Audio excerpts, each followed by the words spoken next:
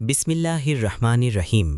প্রিয় দর্শক, আপনি কি কখনো এমন কোনো মানুষকে দেখেছেন যে টাকার অহংকারে নিজের চারপাশের মানুষগুলোকে তুচ্ছ মনে করে, যে ভাবে তার ক্ষমতা, তার অর্থ, তার প্রভাবই তাকে সবকিছুর ঊর্ধ্বে নিয়ে গেছে, যে গরিব মানুষের কষ্ট দেখে হাসে, অসহায় মানুষের কান্না শুনেও যার হৃদয় নরম হয় না?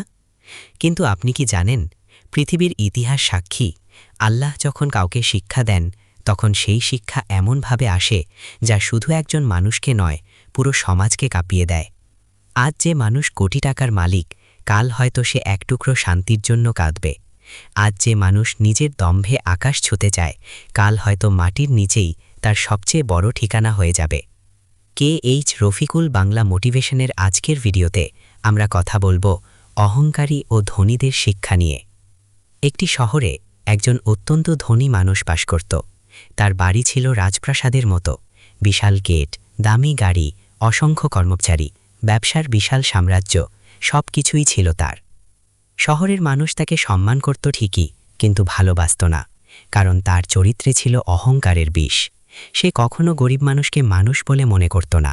তার কাছে অর্থই ছিল সবকিছু। প্রতিদিন সকালে সে তার দামি গাড়িতে করে অফিসে যেত। রাস্তার পাশে বসে থাকা ভিক্ষুকদের দিকে তাকিয়ে তাচ্ছিল্যের হাসি দিত। একদিন এক বৃদ্ধ ভিক্ষুক তার কাছে একটু সাহায্য চেয়েছিল। বৃদ্ধ কাপা কণ্ঠে বলেছিল, বাবা, 2 দিন ধরে কিছু খাইনি। ধনী লোকটি বিরক্ত হয়ে বলেছিল, কাজ করতে পারো না? সারাদিন হাত পেতে বসে থাকো?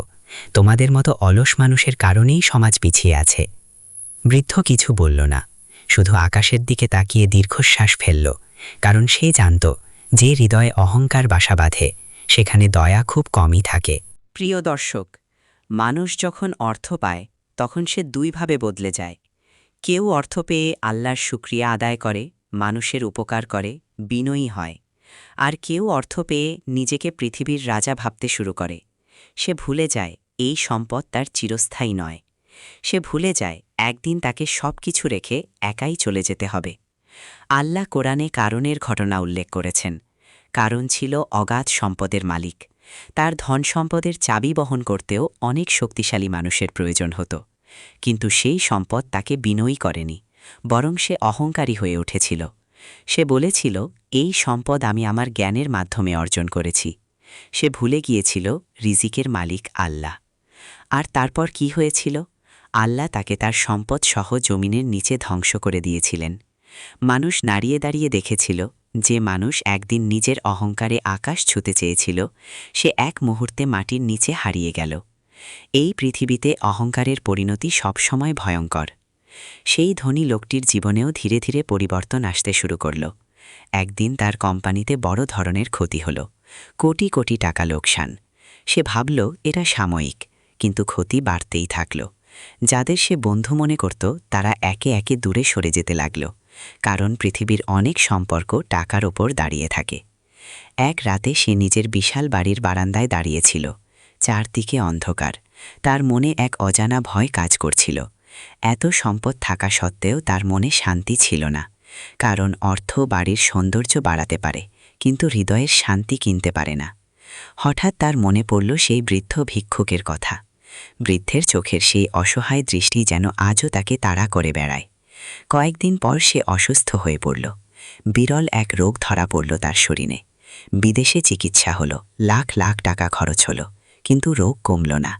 হাসপাতালের সাদা বিছানায় শুয়ে সে প্রথমবার উপলব্ধি করল মানুষ আসলে কত অসহায়। যে মানুষ একদিন কর্মচারীদের ওপর চিৎকার করত, আজ সে নিজেই নার্সের সাহায্য ছাড়া এক গ্লাস পানি পর্যন্ত খেতে পারে না। প্রিয় দর্শক, আল্লাহ যখন কাউকে শিক্ষা দেন তখন সেই শিক্ষা কখনো সম্পদের মাধ্যমে আসে, কখনো অসুস্থতার মাধ্যমে আসে, কখনো একাকিত্বের মাধ্যমে আসে। কারণ মানুষ যখন নিজের শক্তিকে সবচেয়ে বড় মনে করতে শুরু করে, তখন আল্লাহ তাকে তার দুর্বলতার পরিচয় করিয়ে দেন। একদিন গভীর রাতে সেই ধনী লোকটি হাসপাতালের জানালা দিয়ে বাইরে তাকিয়েছিল। বৃষ্টি পড়ছিল। রাস্তায় কয়েকজন গরিব মানুষ ভিজছিল। তাদের শরীরে ভালো কাপড় ছিল না, কিন্তু আশ্চর্যের বিষয়, তারা হাসছিল। তাদের চোখে ছিল এক ধরনের শান্তি। ধনী লোকটি ভাবতে লাগল, আমার কাছে সব আছে, তবুও আমি শান্তি পাই না, আর ওদের কিছু নেই, তবুও তারা হাসতে পারে কেন? কারণ শান্তি অর্থে নয়, শান্তি থাকে আল্লাহর কাছে। যে হৃদয় আল্লাহর উপর ভরসা করতে জানে সে অল্পতেও সুখী হতে পারে, আর যে হৃদয় অহংকারে ভরে যায় সে পাহাড় সম সম্পদ নিয়েও অশান্ত থাকে। সেই রাতেই ধনী লোকটির ভেতরে পরিবর্তন শুরু হলো। সে প্রথমবার নিজের জীবনের হিসাব করতে লাগল।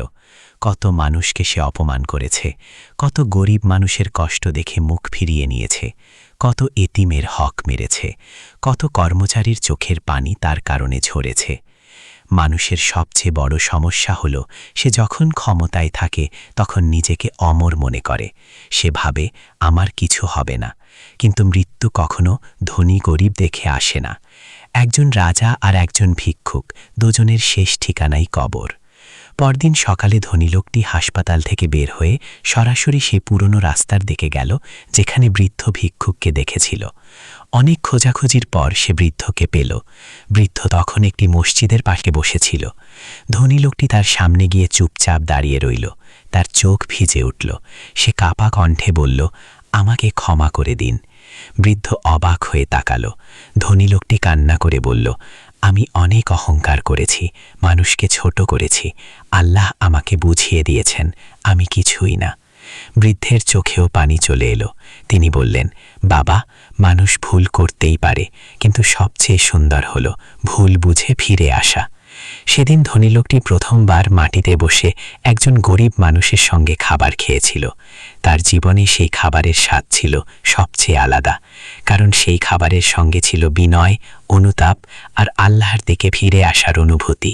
এই পৃথিবীতে অর্থ থাকা খারাপ নয়, ইসলাম কখনো সম্পদের বিরুদ্ধে নয়, কিন্তু সমস্যা তখনই হয় যখন সম্পদ মানুষের হৃদয়কে অন্ধ করে দেয়, যখন মানুষ ভাবতে শুরু করে আমি অন্যদের চেয়ে বড়। রাসূল সাল্লাল্লাহু আলাইহি ওয়াসাল্লাম বলেছেন, যার অন্তরে অনুপরিমাণ অহংকার থাকবে সে জান্নাতে প্রবেশ করবে না।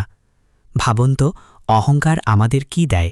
সাময়িক ক্ষমতা, কিছু মানুষের ভয়, কিছু মিথ্যা সম্মান, কিন্তু বিনিময়ে কেড়ে নেয় মানুষের ভালোবাসা, হৃদয়ের শান্তি আর আল্লাহর রহমত।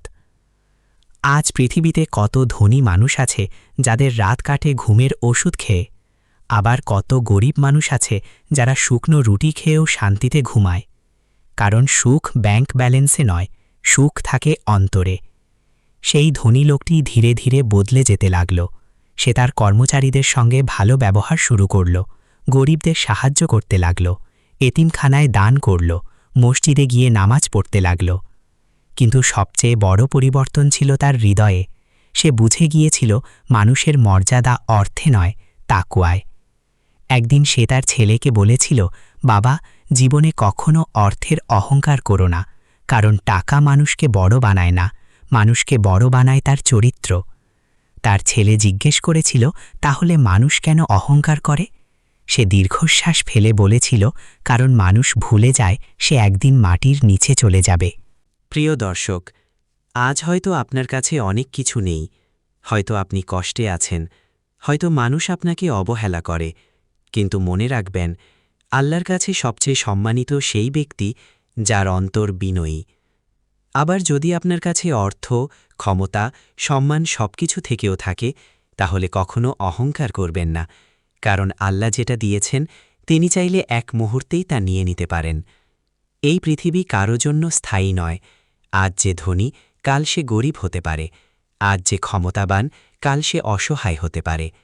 তাই মানুষের সঙ্গে ভালো ব্যবহার করুন, গরিবকে তুচ্ছ করবেন না, কারণ হয়তো সেই মানুষটির দোয়া আল্লাহর কাছে আপনার চেয়েও বেশি মূল্যবান। মনে রাখবেন, আল্লাহ কখনো অহংকারীকে পছন্দ করেন না, কিন্তু বিনয়ী মানুষকে তিনি ভালোবাসেন। জীবনের সবচেয়ে বড় শিক্ষা হল নিজেকে বড় মনে না করা, কারণ মানুষ যত বড়ই হোক, আল্লাহর সামনে সে শুধু একজন অসহায় বান্দা। হয়তো আজ আপনি অনেক ব্যস্ত, দুনিয়ার পেছনে ছুটছেন, কিন্তু একবার নিজের হৃদয়কে প্রশ্ন করুন, আমি কি মানুষকে সম্মান করি? আমি কি আমার সম্পদের কারণে কাউকে ছোট ভাবি? আমি কি আল্লাহকে ভুলে যাচ্ছি? যদি উত্তর হ্যাঁ হয়, তাহলে এখনও সময় আছে ফিরে আসার, কারণ মৃত্যু দরজায় কড়া নাড়ার আগে তাওবা করে নেওয়াই সবচেয়ে বড় বুদ্ধিমানের কাজ।